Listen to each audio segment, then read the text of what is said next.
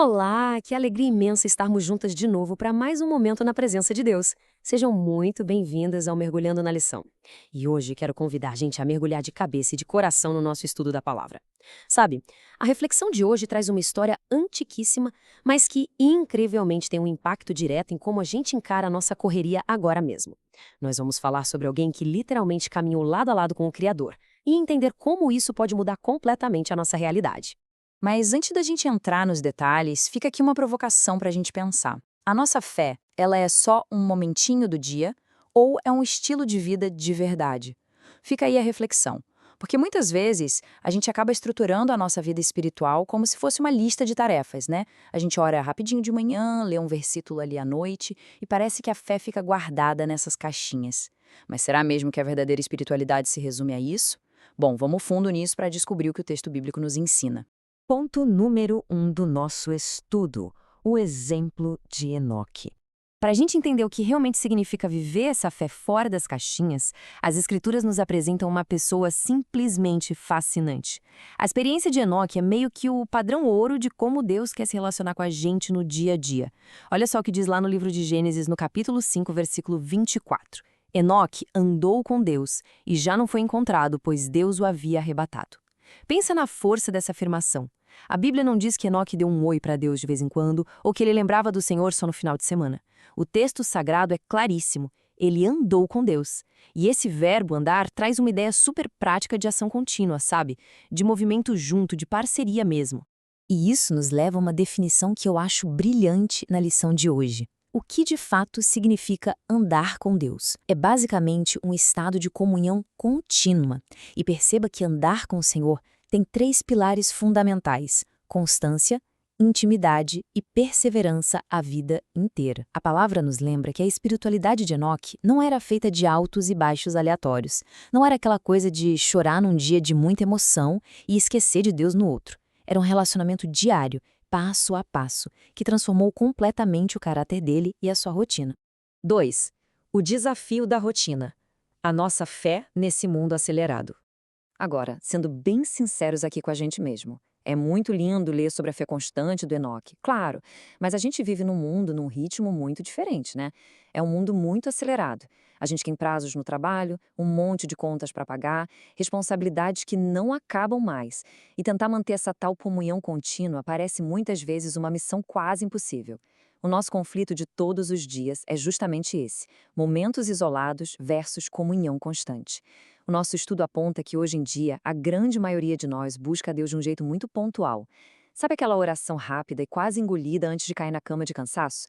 Ou aquele clamor desesperado no meio de uma crise à tarde?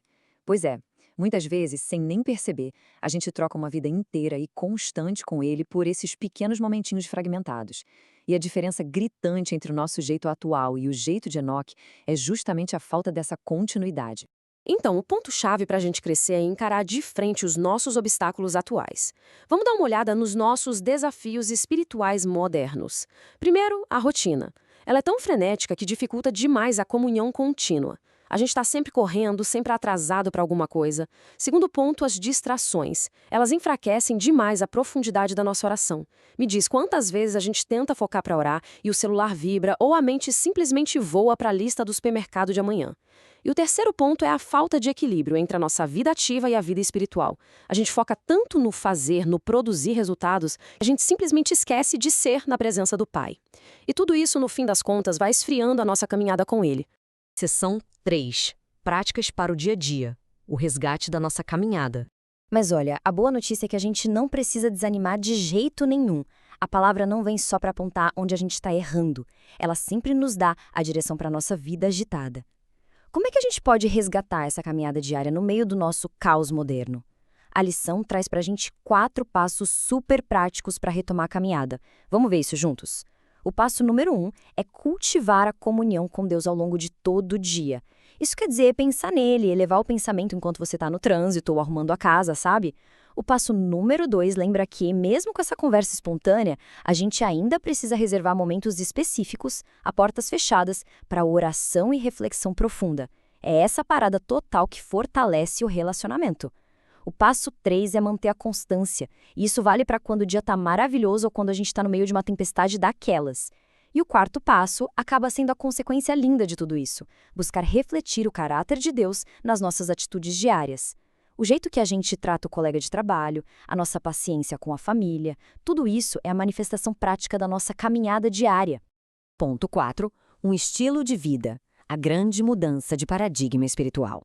Quando a gente finalmente consegue encaixar todos esses passos na nossa rotina, acontece uma coisa incrível. A espiritualidade deixa de ser só mais um item na nossa lista gigantesca de tarefas e passa a ser a própria lente através da qual a gente enxerga o mundo e vive cada segundo. Eu queria até pedir para a gente desacelerar um pouquinho agora para interiorizar essa frase de meditação do nosso estudo de hoje.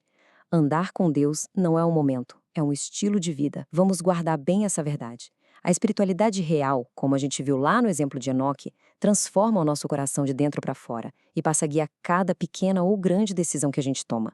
Viver essa comunhão viva e presente, mesmo no meio das nossas atividades mais comuns, não é uma utopia distante, não. É algo totalmente possível para cada um de nós hoje. E para a gente selar a nossa reflexão de hoje, eu deixo esse pensamento final que ilustra todo o nosso percurso. Viver consciente de sua presença nos sustenta nas dificuldades e molda nosso caráter para refletir a imagem divina. Essa constância quase silenciosa, esse andar contínuo que dá para a gente aquela força inabalável na hora de encarar os desertos da vida. Andar com Deus é caminhar com a doce certeza de que a gente nunca está sozinho, deixando que a luz e o amor dele brilhem através de nós a cada novo passo. Que a gente consiga colocar tudo isso em prática hoje mesmo, né? Muito obrigado por essa companhia tão especial no nosso mergulho pela palavra de Deus de hoje. Um grande abraço, até amanhã e que Deus acompanhe cada um de nós.